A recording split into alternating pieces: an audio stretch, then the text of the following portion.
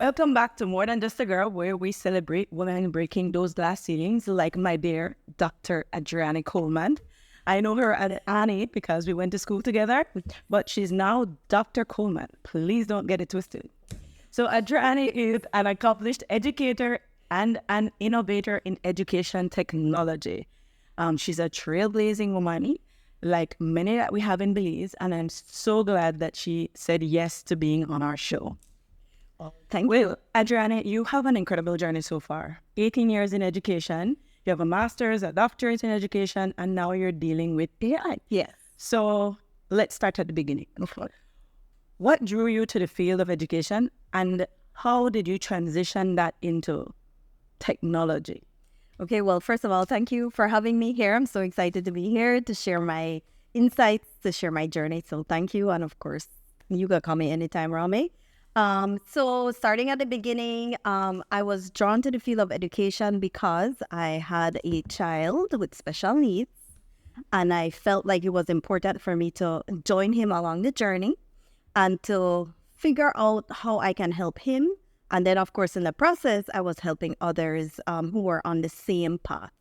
So that is how I got drawn into the field, and that's what made me stay for a very long time. And then transitioning into EdTech, while I was teaching, I was, of course, incorporating technology in my strategies. And then I started to realize that I can create some of these technologies that can be used by teachers to help to make their workload lighter. That's great. Well, I love the reasoning behind you getting into education because you do it with more passion. Yes, definitely. Because you solve your situation and you're helping others to solve their situation on the same way. So that's amazing. You have experience across different educational levels, primary school, high school, and now I think you're at SJC College, right? Actually, I'm still in my business. Okay. I'm a consultant, so I consult with all groups of people. Okay. So have you noticed differences between those age ranges, and could you tell us a little bit about that? Of course, for the primary school level, the integration of technology is more of, I don't want to say a hindrance, but it has its challenges because, of course, the young generation wants to use the technology for games and for Roblox. Right, for Roblox or Minecraft, Fortnite. And so that is a challenge there to get them to transition at primary and high school, but most at primary, to use technology for education is a new concept to the children. They want to play on it. And who can blame them, right? The games are fun. Of course, I would want to play all day too. So I don't blame them, but we also have to show them the proper way to use technology. And then in high school, it's similar. They're using it for social media purposes now. And so we talk about Discord and all of these things, using the internet and apps maybe inappropriately. That kind of conversation comes up at the high school level. And then, of course, they also need to be taught how to use the technology for work. Because they know how to play on it and they know how to figure out programs and so on. But when it comes to the application of the tools in our workplace, that is a challenge. So that's one of the things that I've seen. At the other levels, it's really a matter of the individual, how they want to use the technology to enhance their learning or to support them. Okay, well, that's a broad spectrum, really, because when you look at it, you don't always think about it like, okay, the younger kids, they just want to play games. The older kids, they're into the social media. The other ones, they're using it to try to beat the system, getting the homework done, right? So it makes technology useful, but a bit dangerous. Challenging. Challenge, yeah, that would be the word, challenge. Right. But these challenges, what keeps you motivated? Oh my goodness. Well, I always feel like there's a learning curve for everyone, and that everyone is capable of learning how to use the technology to their advantage. And we have to acknowledge that that is the time that we're in. This is the century, the 21st century education dictates that we are supposed to teach our students not only these ICT skills using computers and so on, but you also have to teach them how to be responsible and ethical. And that is really a part of my driving force to work with these challenges when it comes to technology and students. I always would tell them, oh my gosh, look, you learned something. It's you can use the internet for research. Did you know that? Like, you didn't only have to type in Roblox or Minecraft. And so that is something that I really, really like, when we can show them, okay, this is how you can use this practical application. It might not be important to you now, but it will be important down the road. And sometimes they come back to you and they're like, Miss, I remember when you showed me this in class and I didn't appreciate it at the time, but I appreciate it now. Or I'm using this and I was showing others. That is very, very rewarding. Okay. Women in this field, there aren't many. It's mostly considered a male-dominated field. Technology in general is mostly a male-dominated field. Can you share with us some of the challenges you faced as a woman, specifically doing this type of work? Oh my goodness. So there are many challenges, but they are not impossible to overcome. I need to start with that. And I also need to say that even though there are challenges, we can overcome them, and we need to continue to make our own path and not get stuck in the challenge. Some of the biases that I have encountered in this is gender bias, right? My competence as a female in the STEM field is questioned. A male, people would take their answers, but when I say it, maybe I'm emotional or I am, having PMS or something like that, even though I might be saying the same thing that my male counterpart has said. So gender bias is definitely one. There is also the work-life balance. I think as females, no one really has told us that. I think for that kind of ties in with your role as a female. You are expected to be not only working, but also to be a mom, a wife, and have all these other roles. And then you have to find a balance with your work and your life. And unfortunately or fortunately, depends how you look at it, women tend to choose life over work. We will sacrifice our careers over maybe gaining the top post. So that is definitely a huge challenge that I have encountered as a woman in this field, or just as a woman in general. Of course, there's limited access to opportunities. That might be because we have more men that they will be given the opportunities. But also, like I said, the gender bias is there, that my competence is always called into question. If I get upset, I'm being emotional and that kind of stuff. And that is a difficult barrier to get across sometimes. Believe you me, I know about that. Because as an engineer and telling men sometimes what to do, you get mad, you get upset when they're looking at you like, you don't know what you're to talk about. You're just a girl, right? Then you get more upset because you're like, why do you have to just look at me as like if I'm just a girl? We're behind that. Yes. One day at a time. I think it's better now than it was yesterday. Oh, definitely. And it will be better tomorrow than yesterday. So I keep that in the back of my mind. So with these challenges, and especially with that gender bias, how do you navigate through it and find, I won't say the easy way out because there's no easy answer, right, but how do you find the way to make it work? Okay, so I do keep one thing in mind, that I might be the first to do this, but I don't want to be the last. And so by me doing this, I am showing the females around me, young or old, that, hey, you can do this too. You can come behind and make it better. You can improve it. All right. And of course, there are other steps that I have taken, and I even made notes of them because I was like, let me think, what do I do really? And put it in a concrete way. And one of the main things that I have done is to find a mentor or multiple mentors. It really depends on what I'm looking at. And of course, to network, find your people, find the people who will support you, who will see your greatness, and surround yourself with those people. That is very, very important. Of course, educating yourself, that is important too. If you don't know, no one knows everything. But if you don't know something that you need to know, find out, go learn it, even if it's just the tip of the iceberg, even if it's just to get the idea, go and educate yourself. Participate in workshops. These workshops are so important because they not only teach you, but you also network with like-minded individuals. So important that you find people around you who can support you in what you're doing. Staying resilient. That is something, sometimes it's difficult, but we have to stay resilient. We have to say, you know what? Keeping the course. That's why I opened with the quote that maybe I'll be the first, but I will not be the last. And then building your confidence in the moment, it feels really hard. But then you take a moment, if you have to meditate, relax, take a breather, whatever it is, come back, re-strategize. But you have to build your confidence and say, you know what, I know what I'm talking about and I will be okay. And then I continue on my path.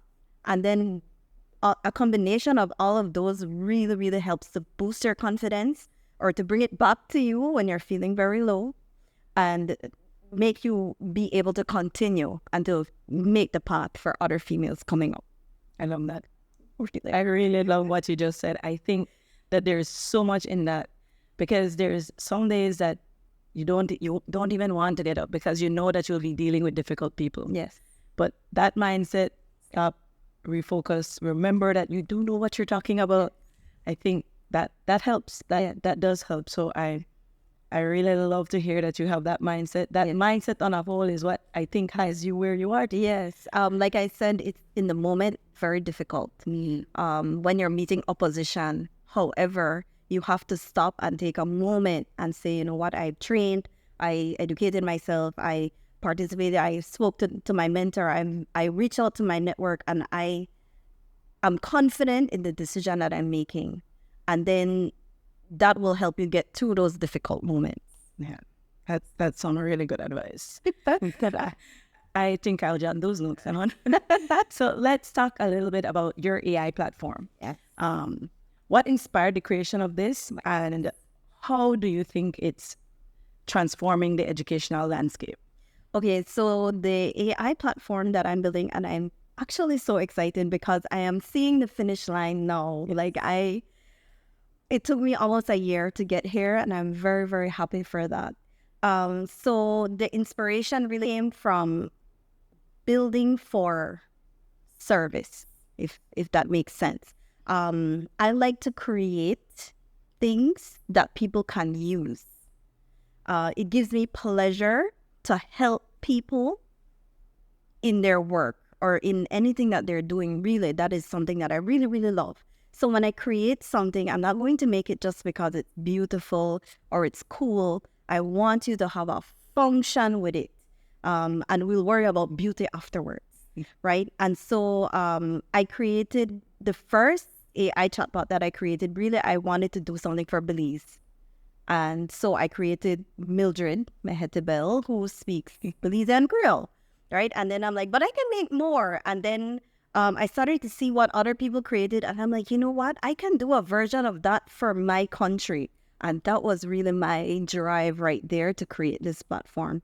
And I feel like it will change the landscape. I have demonstrated my bots to teachers and I have gotten their feedback, and some of them would say, oh my gosh, Miss, I could go watch a parade this weekend. I could go jump up the carnival.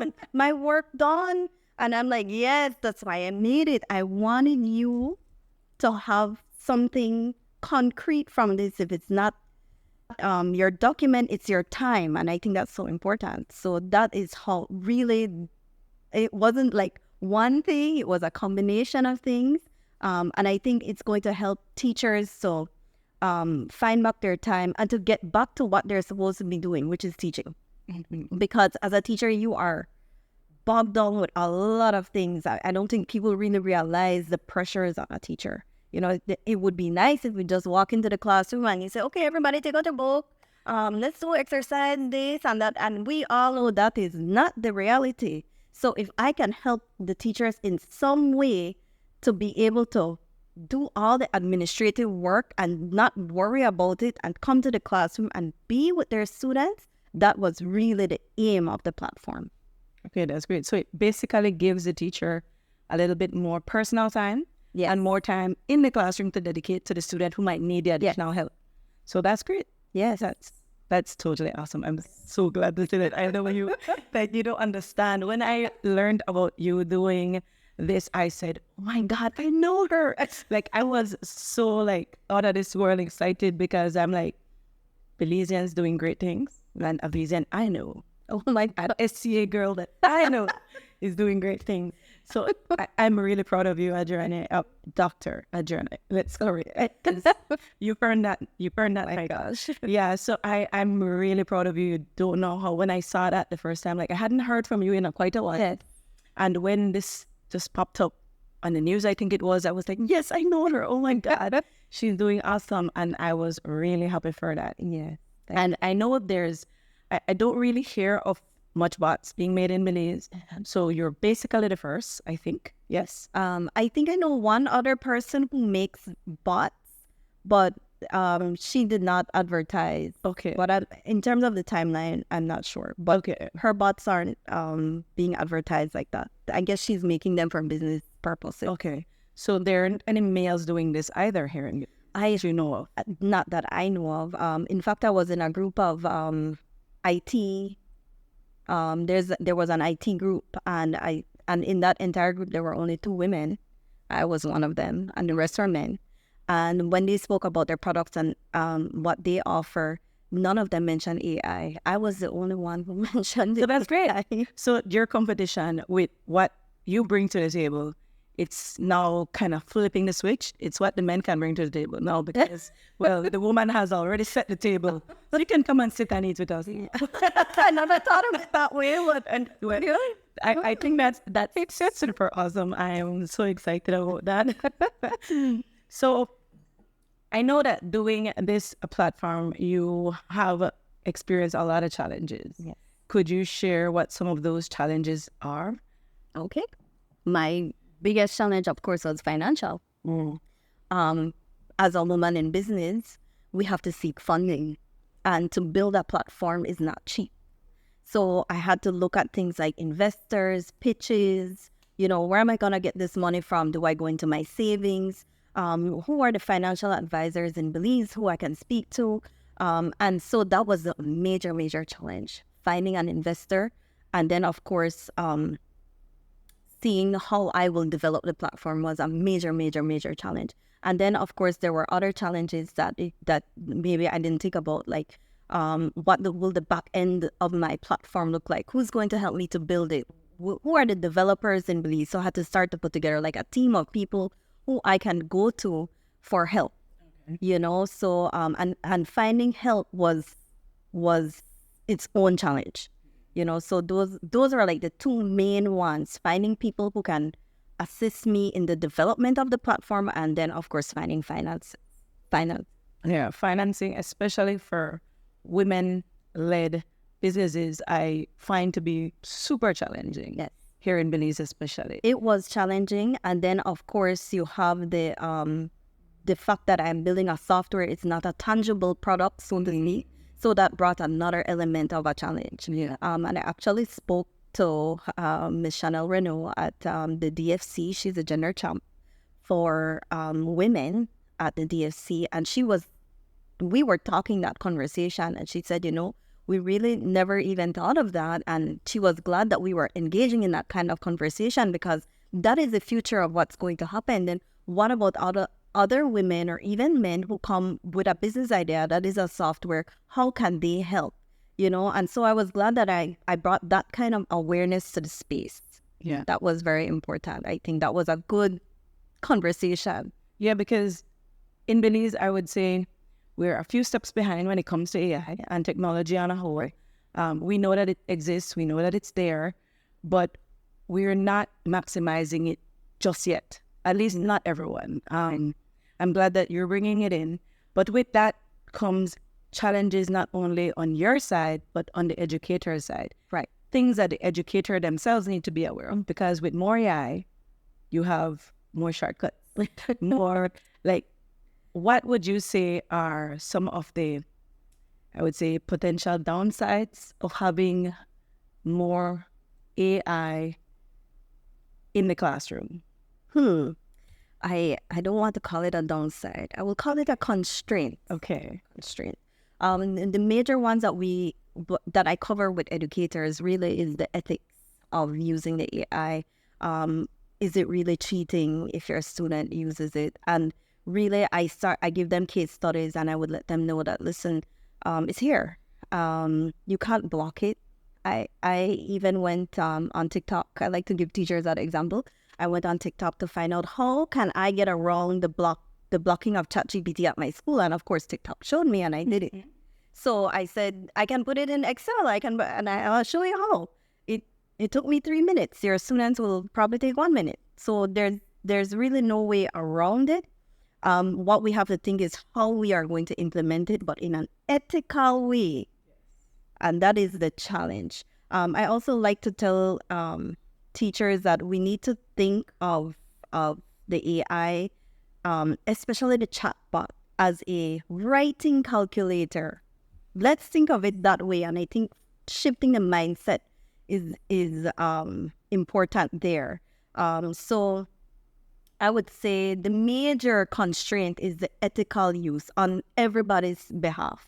The students, of course, they want to shortcut things. The teachers, and even the data that we collect from students, if we are uploading them, do we have permission? We have to look at that kind of stuff. There's a lot of conversation around AI detectors and how they do not work. And I gotta emphasize that they don't work. They're biased. So we have to look at the ethics of AI use, and that is a major constraint because people don't really know. They just think, just log on. This is just another piece of technology. We'll just have to see how we do with it. But no, there's a lot more to it than that. So I think that is a major constraint right there on everybody's part, the ethical and responsible use of the AI. Yes, exactly. Ethical and responsible use. Because to me, I see AI as a way of working smarter, not harder, making them a little bit more efficient, right? Yes. It's like you say, the ethics in it is important. Like, let's say, for example, you're writing a essay for school. Because my 11-year-old son, he asked, why can't he use it? I said, you can use it, but I want you to write your essay. And then, because he wants to become a programmer, I said, so you have to know how to write a prompt to make it yours. It has to be your essay. The AI is just there to help you improve it. So he's like, but then that's more work, as I have to write the thing and then put it in there, then read it and see if it sounds the same. And I go, exactly. It's just there to help you. It's not there to do the work for you. So he said, okay, then I won't use it. It's more work. So he prefers to write his own essay.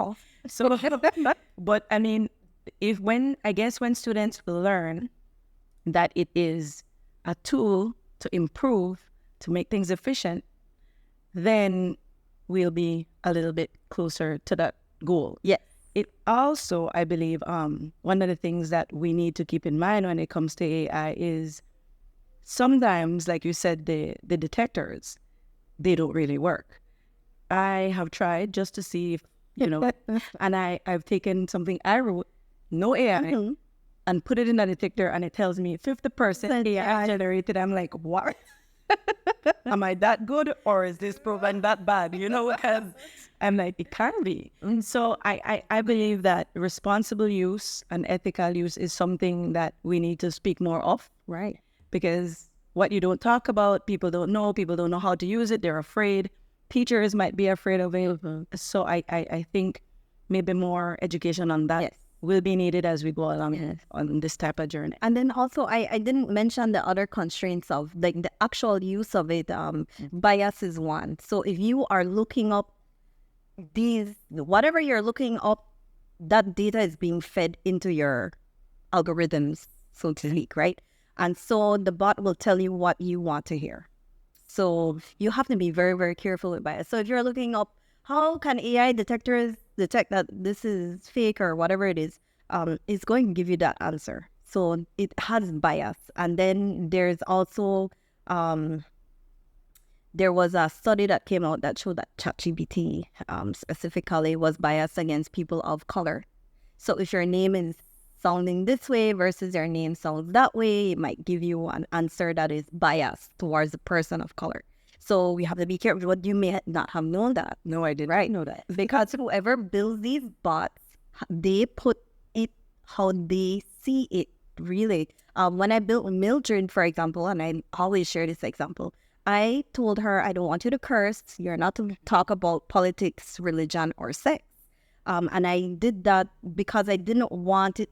I wanted to put Belize on a scene in a professional way. I didn't want it to be something that will be made into a big joke, right? So that was my bias. But I could have easily said, okay, when it comes to talking about this political party, you can put all these slanderous things in there. And I could have fed that to the bot, but I didn't, because I'm practicing to be ethical. So there's bias in there. Whoever builds these bots can have a bias. So that's something you have to think about. There's also what they call drift, where you ask it a question and it gives you a false answer, so to speak. Like if you put, tell me about Rame Molina, the first female prime minister of Belize. And it will give you a whole story about how you became prime minister and all these quotes from you, and nothing no go so. Well, not yet, anyway. And then there's hallucination. So sometimes you ask it to create an image or something and it's not correct. It'll give you a dog with 3 paws, or the fish is floating above the water, not in it, or your eye won't be correct. And so these are other constraints that you have to work around. So educating people is the main thing, where you can show them the constraints and you also show them the benefits, and then we talk about ethics. Very important. Okay. Yeah, I think we have a long way to go. But I'm glad that you started the journey. Let's start with that. So looking ahead, what's next for you and your work in educational technology? Oh my goodness. Well, I do want to do a soft launch of my platform. I'm thinking it's going to be in a month. Oh, cool. But I'm scared to say it, but I think feeling scared is a good thing. Yes. It's a good thing. It's showing that there's excitement. If I've been told, if you're going to fail, you feel upward. That's right. Right? You don't feel backward, you feel upward. So I'm hoping that it will work out the way I'm imagining it, or even better. But it's a learning curve, like I said. So that is my big thing on the horizon. The launch of Teach, that's what it's called. Teach. So AI for artificial intelligence, and it sounds like aiding a teach. Okay. Aiding your teach. And then Aiden is the name of my son, my first child. And it's because of him I stayed in education for so long. So I felt like it was meant to be called that way. And his sister didn't mind. Just putting that out there, because I asked her, how do you feel about that? And she's like, oh, you can name any of your bots after me, Mom. It's no problem. If you want to name the platform after my brother. But really, the name was appropriate because it had the AI, had an aid, and then Aiden, of course, who kept me in education for so long. And he was the reason you started on this journey. He was. So I believe it's an awesome name. I feel like I get teary-eyed. I love stories of women doing awesome stuff like what you're doing, Adriana. You can't understand the excitement that I have with you and this. My gosh. Yeah, women, sometimes we get emotional, but that's a good thing. Yes. Feeling emotion causes us to do great things. Yes. And I believe that what you've done and what you're continuing to do is just that, something great, something awesome for Belize. And not only Belize, people will follow you that are not even Belize. Yeah? So you're making an awesome, you don't know how proud I am. I won't stop saying it. I hope you know that. Thank you for the support, always. Talking about the use of the AI and the bot. In Belize, we have cultural differences that play significant roles in education. How do you think that we can make the use of this bot beneficial to all students, regardless of their socioeconomic background? Because I think that's where some of the issues might lie. Mm-hmm. So what are your thoughts on it? Yeah, I was thinking we have to be real about people's socioeconomic backgrounds and the limitations that they have. I looked at the statistics, and we have 70% of our population have internet access through their phone. And I think one of the easy ways to connect across these cultural barriers really is through the use of the technology and the phone and the internet. And so for them to have that kind of access already, I like we already have a foot in the door, So now if I send something, now I have to be able to target the audience. And that is maybe where the challenge will come in. How will I target people who are in the south of Belize or in the north of Belize or in different parts of Belize that maybe they aren't as exposed to the technology as others? But at least I have a foot in the door. That's how I was looking at it. Okay. And then, of course, how to reach them. And it would have to be through social media initially, and then through education, trainings and opportunities. If I can bring them to the communities, that is another route that I'm hoping to take very soon. Okay. But that is really how I was thinking we can cross that barrier right there.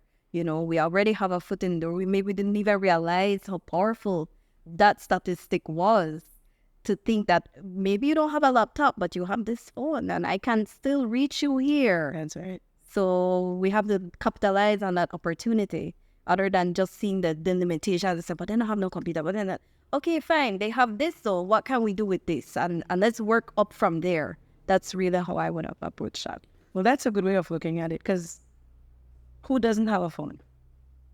I mean, very, very, very few, maybe the younger kids, like 11 and below, they might not have a phone, but now even you go to primary school and you see kids with phones. So it is a good way to start. I hope that, I don't like to make things political, but I hope whichever government is in, when you're doing this, tries to look at your project and try to take it in with them and try to spread it across. That would be great. I that's one of my hopes for it, right? Because to me, I look at it as something that can only be beneficial to the country. So I would hope that would happen for you sometime. know you are on, I think it's NIME? Yes. Which is doing just that, yes. correct? Yes. Can you tell us a little bit about that? Oh my gosh. Okay, so it's an international network of women in business. And so yes, it's to that group is seeking to empower women who own businesses in Belize, the MSME sector specifically.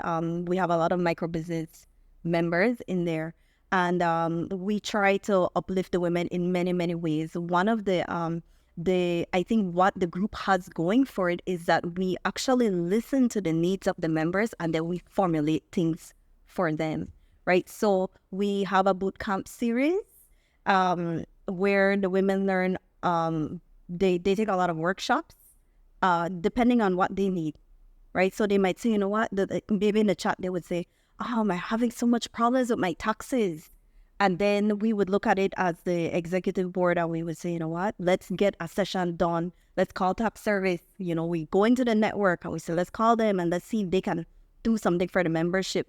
And then we put it together for them. Okay. And then also we had, right now we have the mentor match series going on. And that was born also out of the group, the needs of the group. The women said, you know, we're really, I'm very afraid to go on TV.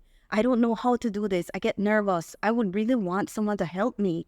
And that is how the Mentor Match program was born. So we were like, you know what? Let's put together a media kit. Let's make it online. Let's get them a slate on Open Your Eyes. And Open Your Eyes, of course, they were great with that. They were like, yes, come every week if you want.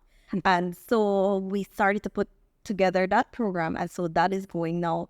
And then we also have a huge project in the works for the membership, where they will have an incubation program, an acceleration program, and a huge mentorship program as well, and access to finance. Big project. And then we have the regional forum coming up in November. It's the first International Women's Forum in Belize. And so NIME is part of a regional women entrepreneur group called FOMICART, right? And so that is Latin America and the Dominican Republic and Belize. And so they have these forums all over Latin America, and we are going to host it now in Belize. And we are looking at gender equity in tourism for the women of Belize. So a lot of things in the works. We're trying to empower the women from the small needs to the big ones. That's awesome. Yes. I'm so excited about that. Yes. Yeah, I follow you guys. Don't worry. I follow you guys. I love anything that has to do with empowering women, and I love what you guys are doing. What advice would you give to young girls and women interested in pursuing careers in educational technology? You have to come with the mindset, STEM mindset, that you will test, you will build, you will test, and then you will build and you will test. It might not work out the first time. You know exactly what I'm talking about, right? You will, Trial and error. right. You will do a lot of trial and error. You will design, and then you will build, and then you will test, and you will design again, and until you get it to work, right?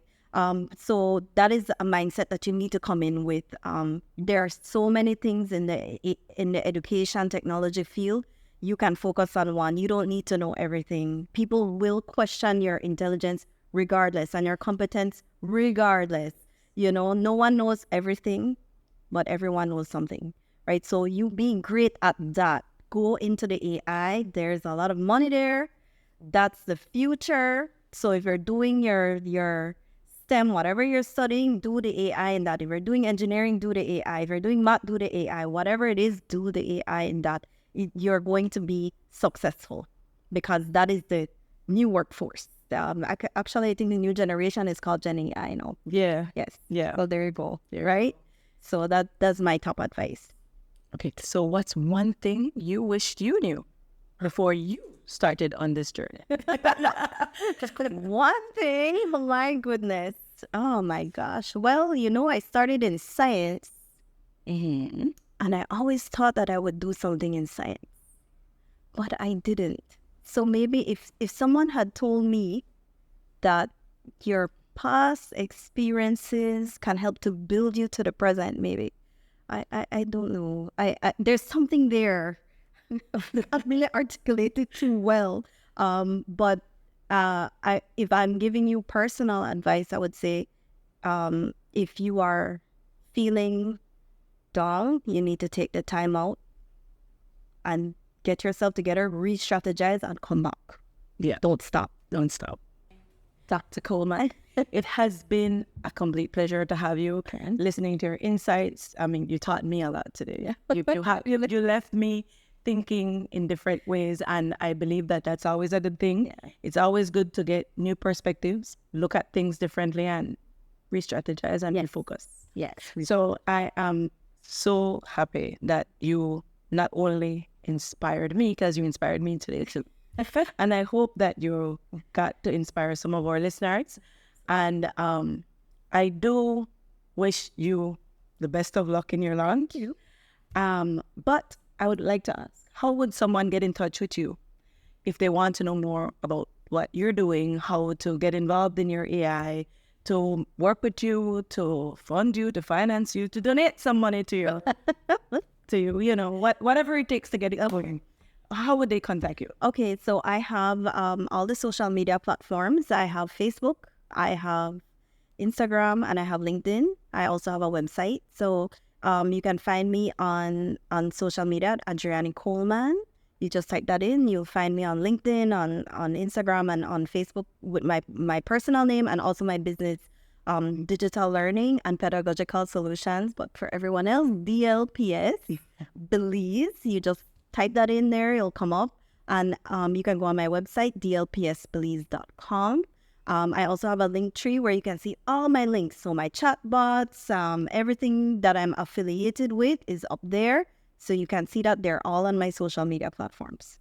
Okay, so guys, you can find her on LinkedIn and Facebook, Instagram, and my website. And her website. So that's it for our episode today. And please subscribe to More Than Just a Girl for more stories like the amazing ones we had today with Dr. Coleman, because just like the name of the show, she's more than just a girl. Thank you. Thank you so much. If you've enjoyed this episode, please subscribe to the podcast and leave us a review. Your support helps us to reach more listeners and continue to share these important stories. I'm Ramachia, and I'll see you on the next episode. Until then, Keep dreaming big, breaking barriers, and blazing your own trails.